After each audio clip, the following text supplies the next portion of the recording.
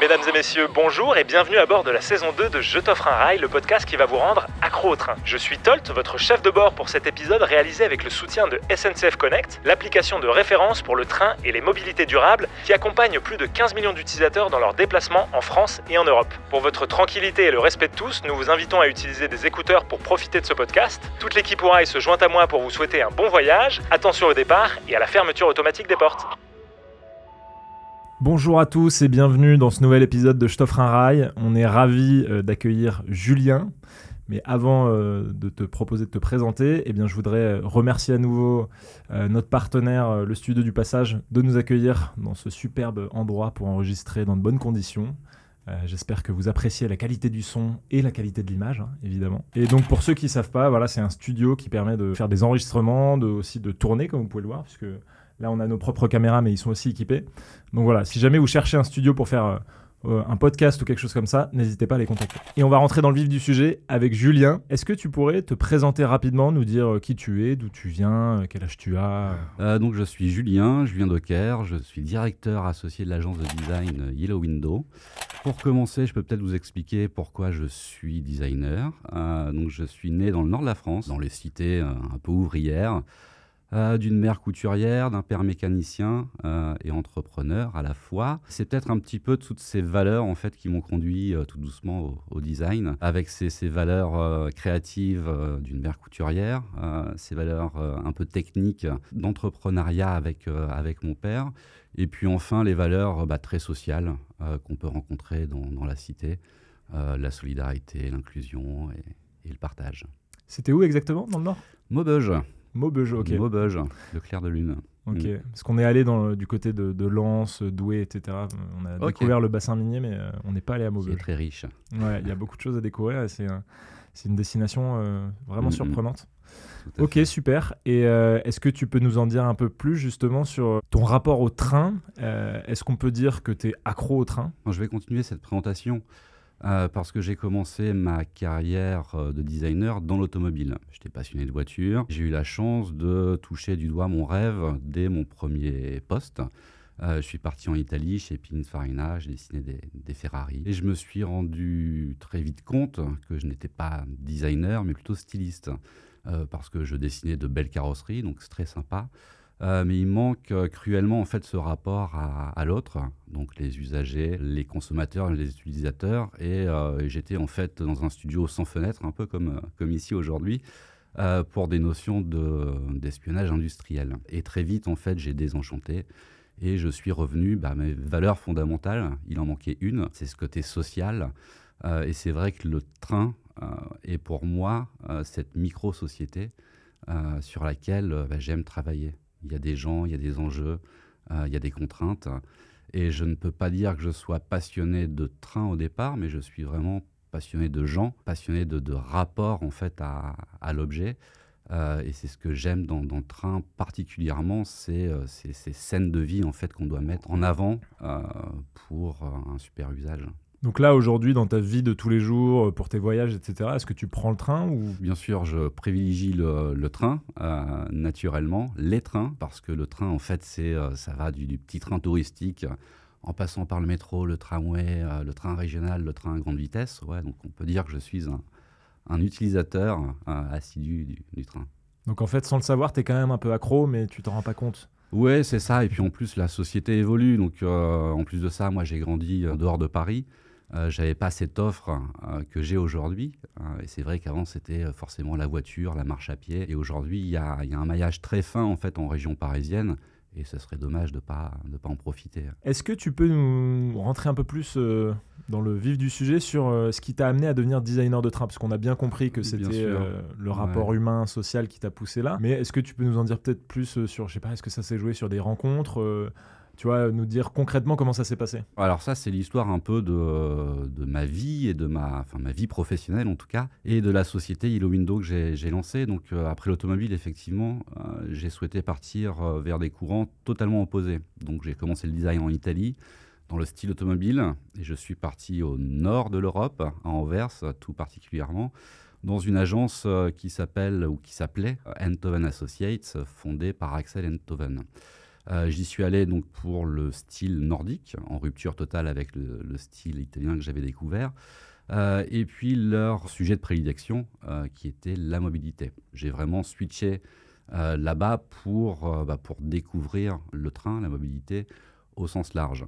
C'était où exactement l'agence? J'ai pas bien compris. Anvers.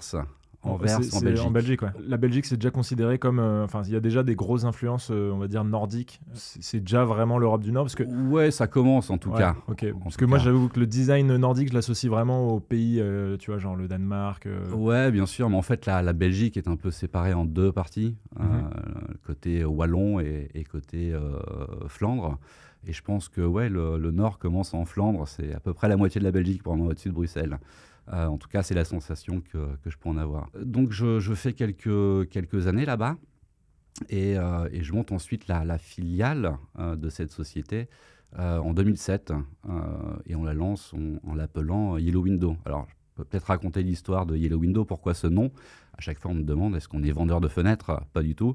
Donc Yellow Window, c'est le nom que les astronautes américains ont donné à la Belgique vue depuis l'espace dans les années 60. Parce que c'était le seul réseau routier éclairé à l'époque, et ça formait une fenêtre jaune de Yellow Window. Donc c'est le clin d'œil à Axel Enthoven, le fondateur de la société. Puis c'est la couleur de la créativité avec le jaune, c'est l'ouverture avec la fenêtre.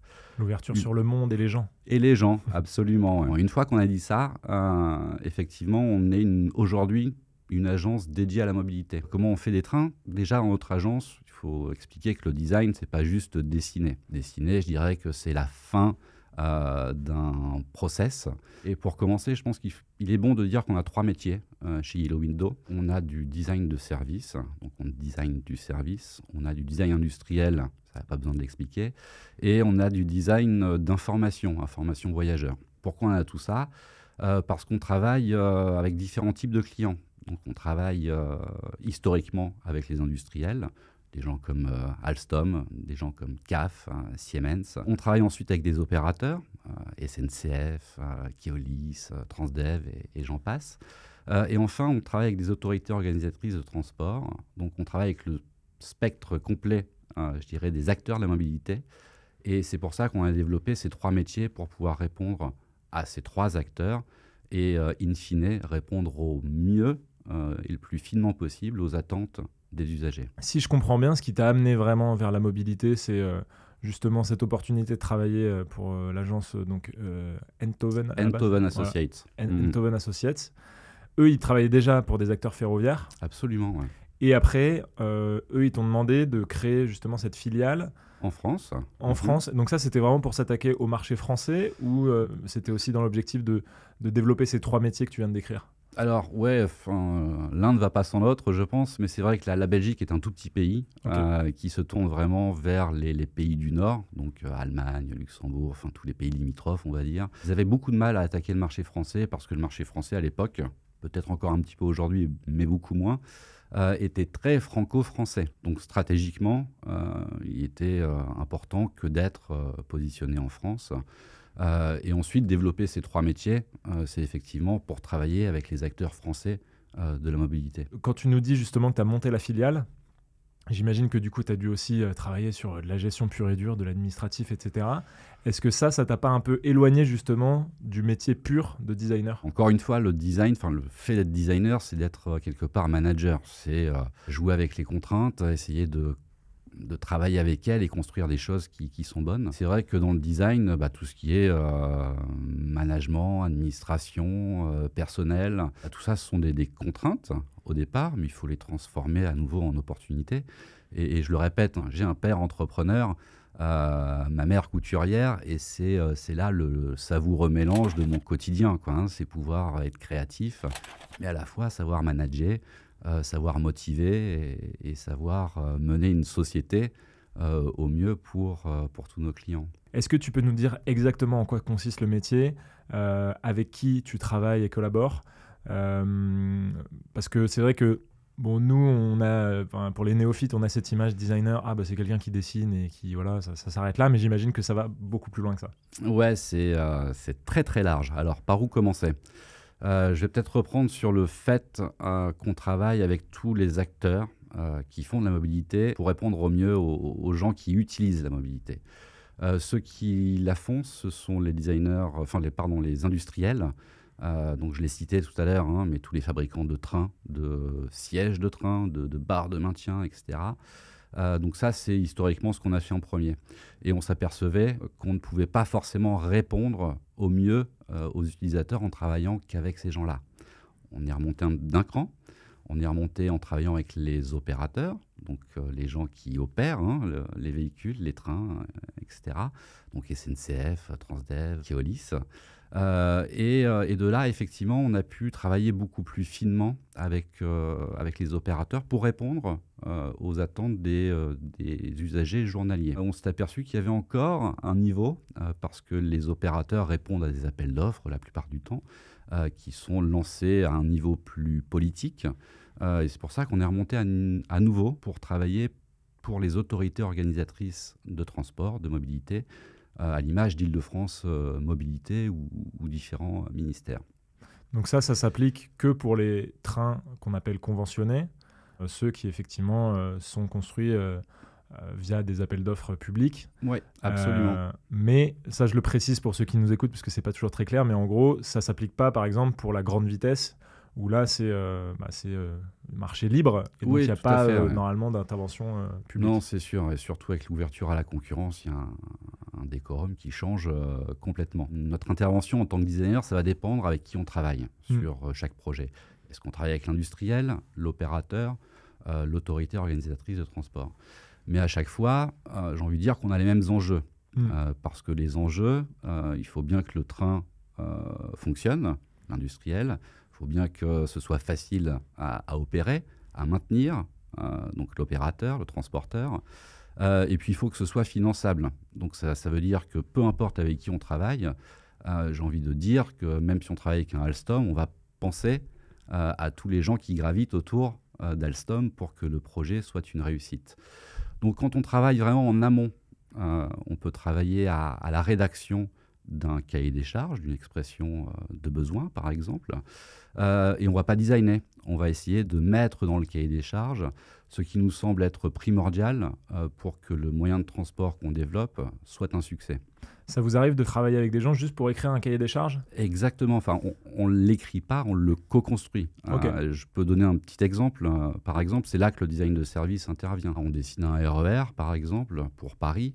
Avant de prendre le crayon, on va faire du design de service avec nos anthropologues, nos designers, aller sur le terrain pendant 3, 4, 5 semaines et essayer de comprendre ce qu'est le RER aujourd'hui, ce qu'il doit être demain. Donc on observe les gens, on les interviewe, on les rencontre, on les filme, on les photographie, on fait tout ça.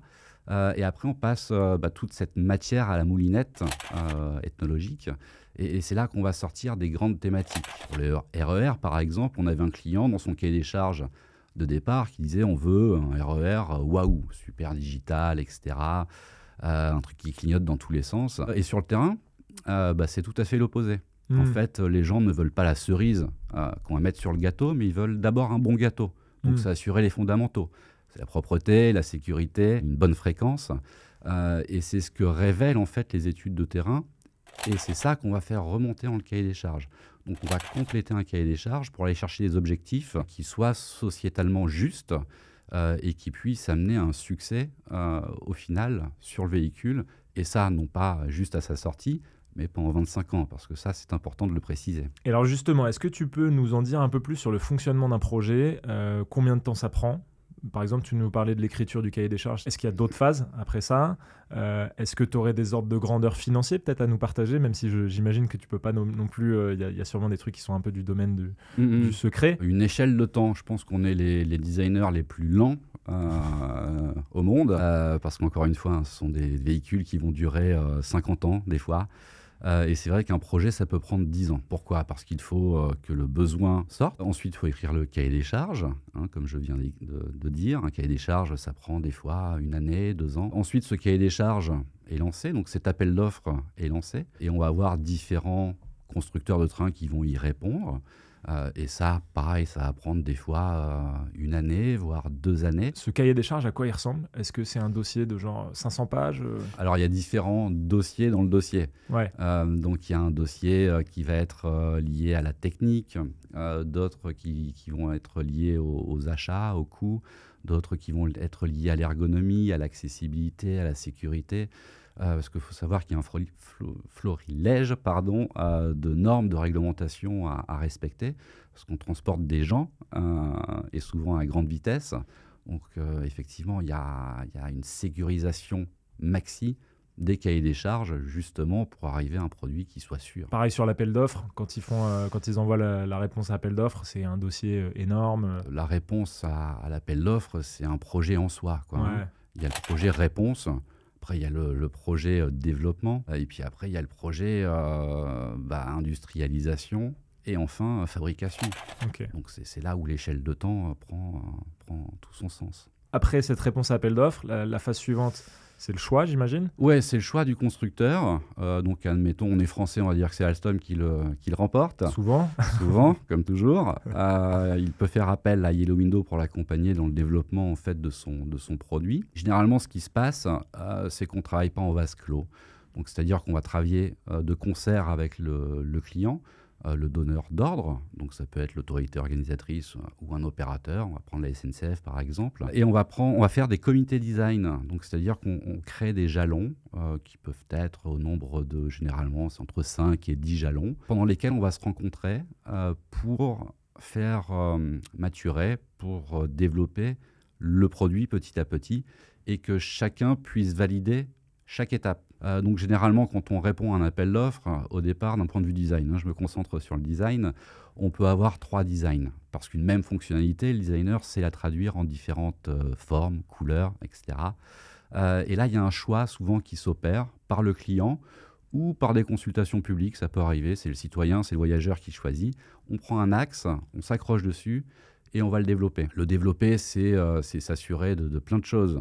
C'est la capacité, c'est le confort d'accueil, c'est les taux d'ouverture pour les entrées-sorties du véhicule, c'est les temps d'évacuation, c'est l'immobilisation du train lorsqu'il faut le maintenir. C'est plein de choses comme ça. Donc on ne parle vraiment pas de couleurs, de matière, de choses comme ça à ce stade. C'est vraiment toute l'architecture du train, toutes les fonctionnalités qu'on va décortiquer au maximum pour avancer tout doucement dans le process. Et donc, on gèle, pour commencer dans les premiers comités design, les premiers jalons, ce qui est essentiel.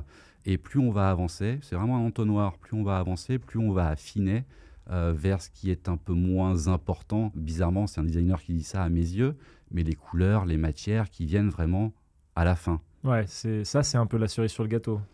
Ouais, c'est la cerise sur le gâteau. Enfin, les cerises sur le gâteau, c'est les petites innovations qu'on va apporter. Il y a tout le temps des innovations à chaque génération de trains. Et alors, tu nous as pas parlé de budget? Ce sont des millions, voire plus. Ça dépend si on considère les infrastructures ou pas. Mais on peut imaginer que sur 10 ans, entre effectivement toutes les études, le matériel, la voirie, le développement de l'infrastructure pour fabriquer le train pendant 10 ans dans une chaîne d'assemblage, on parle de dizaines de millions, de milliards. Ça va dépendre du nombre d'unités de RAM qu'on a à développer, mais on ne parle pas de centaines de milliers d'euros. Ouais. On est bien au-delà.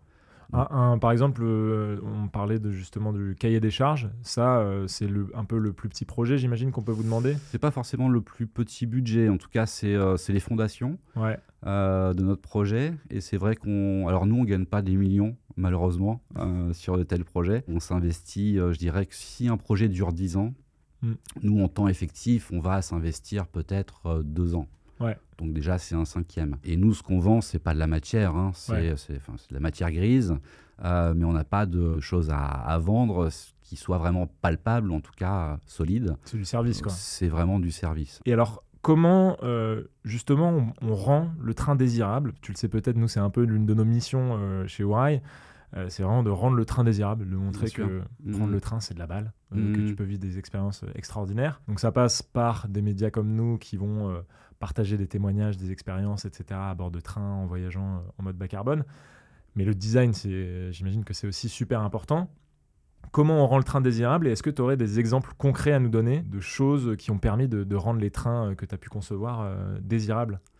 Ouais, bien sûr. Alors, avant toute chose, pour qu'un objet soit désiré, je pense qu'il ne doit pas créer de contraintes. Si on prend le train et qu'on retient que des choses qui ont été néfastes à l'expérience vécue du voyageur, on a tout perdu. La première chose pour un designer, je reviens là-dessus, hein, mais c'est d'assurer les fondamentaux pour que ça fonctionne, que ce soit à l'heure, que ce soit propre. C'est d'assurer aussi une image qui puisse durer dans le temps. Si je fais un truc super à la mode qui va durer 3 jours, au bout de 4 jours, on en a marre, ça ne le fait pas. Donc il faut que ce soit vraiment intemporel, et ça, des années durant. Donc ça, c'est pour moi, je dirais, la base incontournable pour que l'objet, s'il n'est pas désirable, ne soit pas boudé. Ça, c'est le premier point. Ensuite, désirable, c'est peut-être ne pas créer du transport, mais c'est créer du voyage. Ces deux notions sont très différentes. Le transport, c'est pour me déplacer d'un point A à un point B, basta. Par contre, le voyage, je ne me déplace pas, je continue en fait mon quotidien, je continue ma vie. Et c'est là où on va chercher, nous, designers, à éviter de créer une rupture dans la vie de tous les jours. Je monte dans le train, ma vie continue. Je ne vais pas me mettre en mode bulle, plus rien faire et attendre que ça se passe. Non, je vais avoir un train qui va me proposer des choses qui vont soit me permettre de continuer mon quotidien, soit de faire une petite parenthèse dans mon quotidien. Je vais donner des exemples. Je suis travailleur, je suis pendulaire. Mon train, je veux qu'il soit un bureau. Je suis voyageur, je veux que mes vacances commencent quand je monte dans ce train. Je suis une famille, je veux que ce soit une table ronde autour de laquelle je puisse jouer aux cartes avec les enfants sans gêner personne. C'est là où effectivement on peut rendre le train désirable. C'est au travers de travail, de l'espace, de l'atmosphère, du toucher, de l'olfactif, pour que ce soit, d'un point de vue sensible, quelque chose à nouveau de très humain et bien perçu par le voyageur. Aujourd'hui, on va pas se mentir, la question du prix, c'est super important pour les voyageurs. Il y a cette idée que le train est toujours cher. Et on sait qu'aujourd'hui, SNCF Voyageurs, l'une des orientations qu'ils ont prises, c'est justement d'essayer d'arriver à faire baisser ce prix des voyages, notamment en faisant des trains avec des plus grandes capacités. Est-ce que c'est pas justement un trop gros frein pour rendre le train désirable? Je prends un exemple tout bête qui me vient à l'esprit. Ces derniers temps, la direction qui a été prise sur les TGV, c'est des TGV à 2 étages. Donc forcément, ça pose une question au niveau de l'embarquement avec une seule porte par voiture, si je dis pas de bêtises. Et du coup, parfois, ça fait un peu ça fait un peu étranglement où il y a beaucoup de gens qui rentrent au même endroit. Donc ça, justement, j'imagine que c'est un frein à l'expérience utilisateur et au côté design agréable, désirable. Mais en même temps, il faut aussi jouer avec ces contraintes de rendre le train plus accessible. Toi, qu'est-ce que tu pourrais dire là-dessus? Est-ce que c'est un frein aujourd'hui à votre métier? Effectivement, ça, c'est une réponse à ce que tu viens d'avancer. Donc, le fait de mettre des trains plus capacitaires. On met plus de monde dedans. Mais moi, je vois des choses émerger depuis quelques années. On a aujourd'hui des défis sociétaux. C'est effectivement l'écologie. Hein, c'est préserver notre nature. C'est préserver le pouvoir d'achat pour les gens. C'est avoir des sociétés qui soient plus sympas à vivre entre soi. Et tant, il y a quelques années, dire « Ok, je dois faire la queue pour monter dans le train », c'était embêtant. Qu'aujourd'hui, je pense que c'est une manière de voyager et d'être engagé que de prendre le train. Bizarrement, ça dérange personne d'aller à Disneyland et de faire la queue pendant 2 heures pour 3 minutes d'attraction. Ça dérange les gens de faire la queue 3 minutes dans un train pour avoir 1h30, 2 heures, 3 heures, 4 heures d'expérience. Donc je pense qu'effectivement, en fait, les gens se raisonnent petit à petit et sont prêts à payer le coût individuel pour protéger et améliorer notre société. Ça, c'est le premier point. Là où on doit rendre l'expérience sympa, c'est que effectivement, je dois attendre 3 minutes, mais il peut se passer des choses pendant 3 minutes. Et nous, chez Yellow Window, je le répète, on ne travaille pas que sur les trains. On travaille sur l'intérieur du train, l'extérieur, la plateforme, le quai, l'information aux voyageurs, sur le design sonore. Donc tout ça, ça peut contribuer en fait à une expérience totale où on peut faire oublier ces 3 minutes d'attente avant de monter dans le train. Donc ça aussi, c'est pas que l'objet train, c'est l'intégralité de l'environnement, l'intégralité en fait des points de contact qui vont faire que l'expérience va être vécue d'une bonne manière. Et le dernier point, je dirais qu'il est un peu économique. Quand on paie un billet de train, je pense que c'est l'erreur, ou le problème en tout cas, c'est de payer aujourd'hui un billet de train 90 €. Ça dérange les gens, alors que quand ils mettent 9 fois 10 € dans leur réservoir d'essence ou ce genre de choses, il n'y a pas de souci. Donc c'est, à mon avis, aussi une perception. On a l'impression de payer beaucoup pour un trajet parce que c'est ponctuel. S'il y avait des forfaits, un peu comme une carte Navigo, mais pour du grand voyage, peut-être que les gens aussi auraient moins cette sensation, parce que je suis persuadé que c'est une sensation aussi, que de payer beaucoup ou trop. Je me suis volontairement fait l'avocat du diable, mais globalement, je suis d'accord avec toi. Et il y a aussi un point, à mon avis, qu'on peut évoquer, c'est que, par exemple, quand on compare avec d'autres modes de transport comme l'avion, aller à l'aéroport, passer la sécurité, etc., et attendre, c'est quand même nettement plus désagréable que d'attendre 4-5 minutes pour entrer dans son train. Ça, Ouais, on est bien d'accord. Ouais. Ouais. En quoi le design peut avoir un rôle prépondérant à jouer sur le plan écologique? En quoi c'est un enjeu majeur pour aussi réduire l'impact du ferroviaire ou d'autres modes de transport? Ça, c'est capital. C'est capital, et je dirais que ça fait partie intégrante de notre métier quand on est designer de mobilité. Je le répète, ce n'est pas un objet qu'on va construire pour le jeter. Non, c'est un objet qu'on va construire pour le conserver. Par nature, de manière intrinsèque, l'objet train est un objet écologique.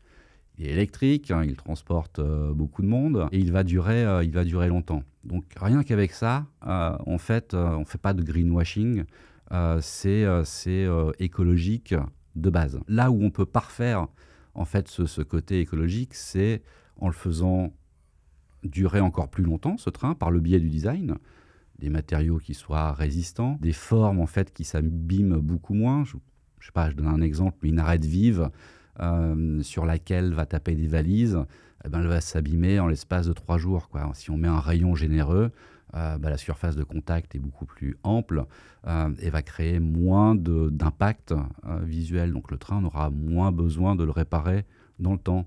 Si je mets des piétements qui sont les plus petits possibles, les gens qui vont nettoyer le train, ils vont aller plus vite, le train sera d'autant plus propre sur la durée de sa vie. Donc ça, je dirais que c'est du bon sens. Ensuite, il y a les matériaux constituants le train.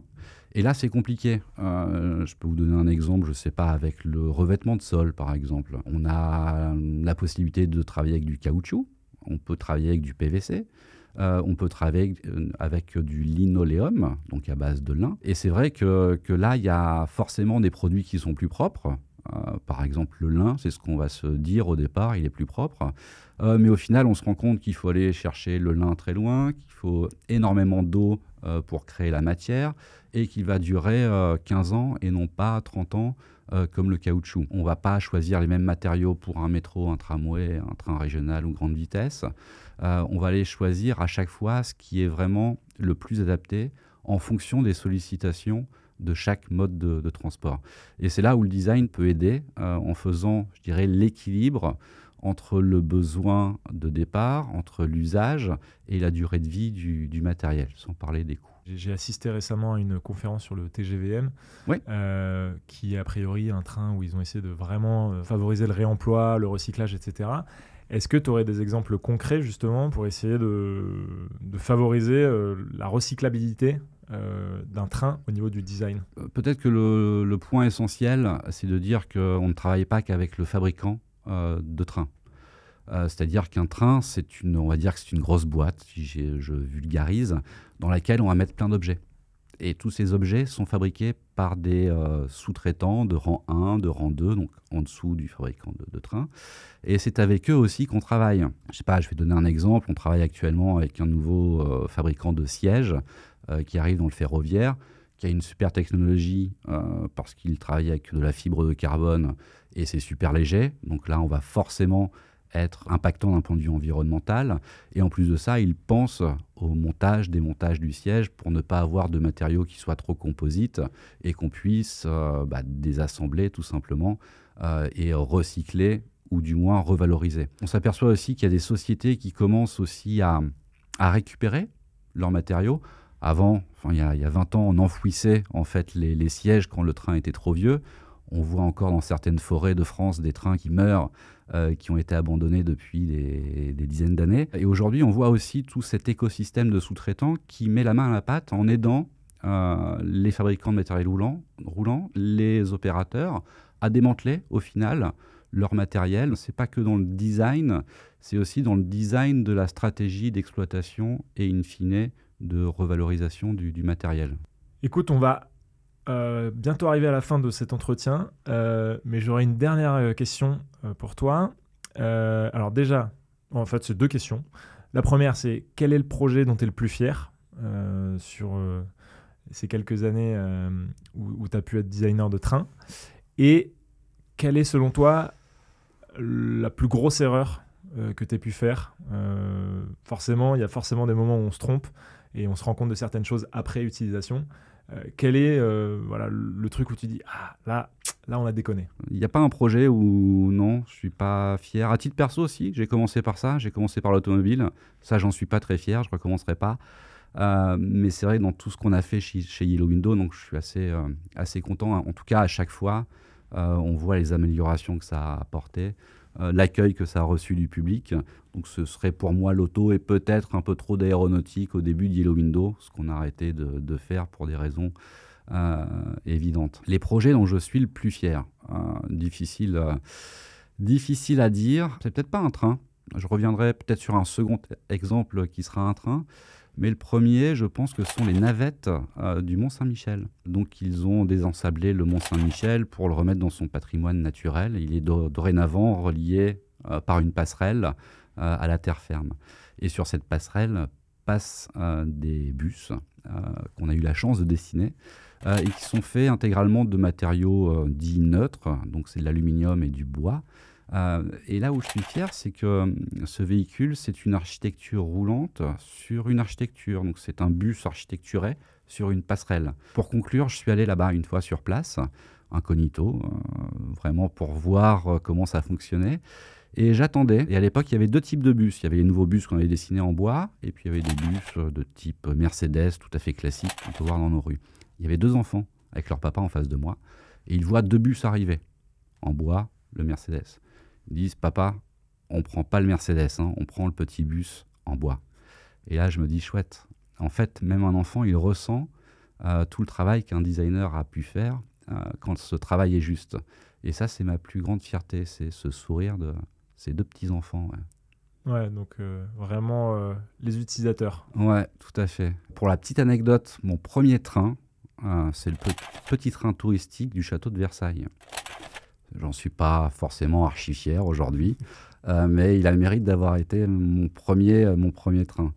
Et celui dont je suis le plus fier aujourd'hui, je pense que c'est l'Omneo Normandie, donc c'est celui qui relie Paris à la Normandie, pour plusieurs points. Le premier, c'est que ça a été le premier train acheté par une région, et on a eu la chance de travailler avec notre ancien ministre, Monsieur Morin, là-dessus, qui nous a accompagnés même dans les choix design, et ça a été une super expérience parce que ça a été co-construit donc avec la région, avec la SNCF, nous designers, pour avoir une super expérience au final. Et de surcroît, ces trains devaient remplacer les corails de Roger Talon, que j'adore, qui disparaissent petit à petit. Et ça a été un challenge, d'autant plus que Roger Talon, on les a vus rouler 50 ans, ces trains. Et nous, on a eu l'espace de peut-être 1 an pour faire une nouvelle proposition qui puisse remplacer ces trains-là. Et au final, ce que j'aime, je suis encore allé faire des interviews il y a peu de temps dans ce train, c'est que les gens le préfèrent au TGV. Donc c'est pas un TGV, c'est un train régional amélioré, mais l'expérience à bord est manifestement top pour eux, et ça, j'en suis très fier. Bah, je confirme parce qu'on l'a pris récemment pour aller à Cherbourg. C'est des trains, on n'a pas l'impression d'être dans un TER. Exactement. On a l'impression d'être dans un train presque TGV, sauf que tu te rends compte que tu vas pas à 300 km/h, mais même si tu vas assez vite. Et ouais, même la qualité de service, il y a du Wi-Fi, etc. Enfin, c'est, Bien sûr, ouais. ouais, pour les gens qui... Enfin, en prenant ce train, je me suis dit, en fait, habiter en Normandie et faire les allers-retours tous les jours, franchement, c'est jouable. Pour un pendulaire, c'est génial. Et en fait, c'est la force de frappe d'un collectif. Quand on travaille ensemble, une région, un opérateur et un designer, franchement, c'est top. Super, merci beaucoup Julien d'être venu. Peut-être que tu peux nous dire où est-ce qu'on peut suivre votre travail. Je ne sais pas si vous avez des réseaux sociaux ou des choses comme ça. Ouais, bien sûr. Enfin, le plus simple, c'est d'aller sur notre site internet, yellowwindow.com. Donc avec 3W, tout est collé. Puis après, vous avez accès à nos réseaux sociaux et on se fera un plaisir d'échanger avec vous si vous le souhaitez. Et dernière petite question, peut-être que vous recrutez dans les mois à venir, si jamais il y a des personnes intéressées qui nous écoutent. Toujours. Je disais, on a une croissance organique, on adore, même si on ne recrute pas toujours, on adore rencontrer les gens, ça crée des opportunités. Donc n'hésitez pas à nous envoyer vos book portfolio et on se fera un plaisir de vous répondre. Super. Merci beaucoup Julien. Merci beaucoup. À bientôt. À bientôt, au revoir. Mesdames et messieurs, vous êtes arrivés à destination terminus du train. Assurez-vous de n'avoir rien oublié et de vous abonner au podcast et à nos réseaux si ce n'est pas déjà fait. Toute l'équipe Ourail et SNCF Connect vous remercie d'avoir passé ce moment en compagnie de la team Train et vous dit à bientôt pour un nouveau voyage bas carbone.